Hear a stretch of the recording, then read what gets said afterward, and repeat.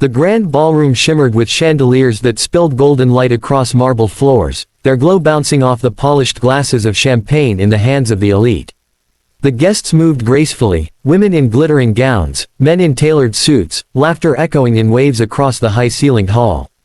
It was the kind of evening that belonged only to those who had money, power, and a name worth whispering. She sat at a corner table, her pale blue dress soft against the darkness of her chair. Her hands rested nervously on her lap, twisting the hem of her dress as her eyes scanned the glittering scene.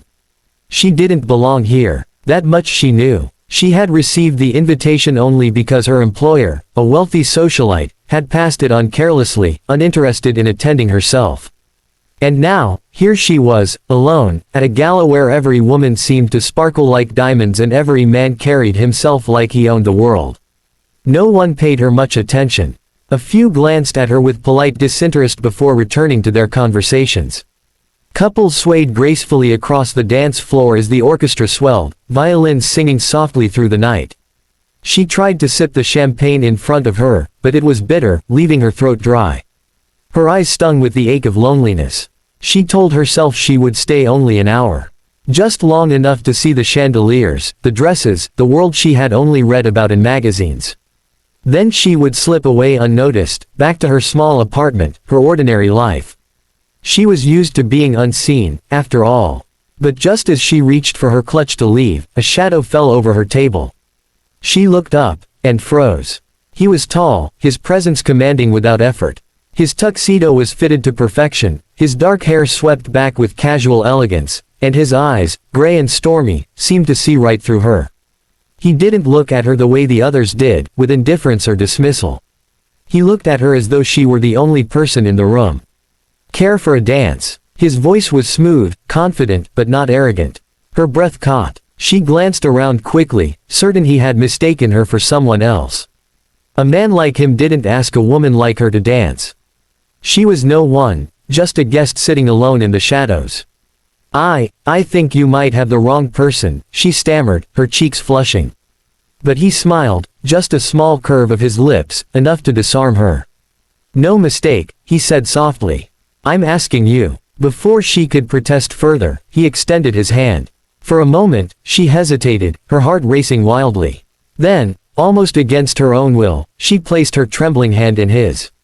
His grip was firm, warm, steady. He led her onto the dance floor as though it were the most natural thing in the world. The orchestra shifted into a slower waltz. Around them, couples moved gracefully, but she felt clumsy, unsure of where to place her feet. Sensing her unease, he leaned closer, his voice low. Relax. Just follow me. And she did. To her surprise, her steps began to match his hand at her waist guiding her gently, his other hand holding hers with steady assurance. It felt as though he carried her across the floor, and for the first time that evening, she forgot herself. She forgot that she didn't belong, forgot the stares she imagined from the crowd, forgot the bitterness in her chest. There was only the music, the golden light, and the stranger who had chosen her from everyone in the room. You're good at this, he murmured after a moment. She laughed nervously. I'm not. I've never danced like this before. Then you're a natural, he replied. His eyes never left hers, and she felt her breath falter under the weight of his gaze. As the music swelled, the world seemed to fade away, leaving only the two of them moving in rhythm. She didn't know who he was. She didn't know his name, his story, or why he had asked her to dance. But in that moment, it didn't matter. She felt alive, seen, cherished in a way she hadn't in years. When the song ended, he didn't let go. He kept her hand in his as the applause rose around them. People were watching now, whispering, curious. She felt her cheeks burn, but he seemed unconcerned, as if the opinions of the glittering crowd were meaningless. He guided her off the floor, back to her table, but instead of leaving, he sat across from her. You don't like champagne, he said, noticing the untouched glass. Shall I get you something else? She blinked. You don't have to. I want to, he interrupted, a quiet firmness in his tone. Without waiting, he rose and returned with a glass of sparkling water, sliding it gently toward her. Better. She nodded, unable to stop the smile tugging at her lips. Thank you. For the next hour, they talked. Or rather, he asked and she answered. He wanted to know about her, what she liked, what she dreamed of, what she feared.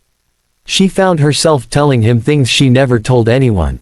Her love for books. Her longing to travel. The way she sometimes felt invisible, as though she didn't matter.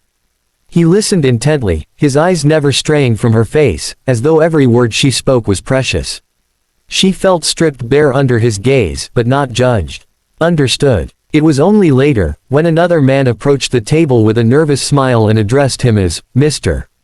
Harlow, that she realized who he was. Alexander Harlow. The billionaire. The name she had seen splashed across business magazines, whispered in financial news, rumored at every gala. One of the richest men in the city, and he was sitting with her. Her stomach tightened. Suddenly, she wanted to vanish. She wasn't supposed to be here. She wasn't supposed to sit at his side, to hold his hand, to laugh with him under the chandeliers. But when she shifted uneasily, he reached across the table and touched her hand lightly. Don't go, he said quietly. Not yet. Her heart twisted. She should leave. This wasn't her world. But his eyes, those stormy, steady eyes, held her still. And for the first time in a long time, she wondered if maybe she did belong. The night stretched on. They danced again. He told her about his travels, about the loneliness of rooms filled with people who only cared about his wealth. And when the gala ended, when the chandeliers dimmed and the music faded, he walked her outside beneath the starlit sky. The city lights glowed in the distance, and the air was cool against her skin. She turned to thank him, to say goodbye, but he spoke first. May I see you again? Her breath caught. She hesitated, fear and hope warring inside her. Finally, softly, she said, yes. And in that moment, she realized her life would never be the same. Because sometimes, all it takes is one dance to change everything.